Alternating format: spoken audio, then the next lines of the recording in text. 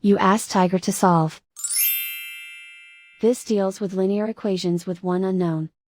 The final result is m equals -57/26. Let's solve it step by step. Simplify the expression.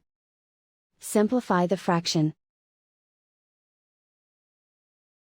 Group the coefficients. Convert the integer into a fraction. Combine the fractions. Combine the numerators. Group all constants on the right side of the equation.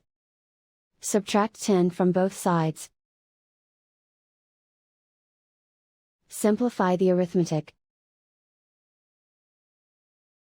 Convert the integer into a fraction. Combine the fractions. Combine the numerators. Isolate the m. Multiply both sides by inverse fraction 3/13. Group like terms. Multiply the coefficients. Simplify the fraction. Multiply the fractions.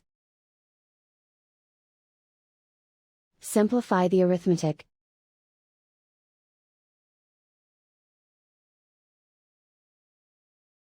And so the final result is m equals -57/26.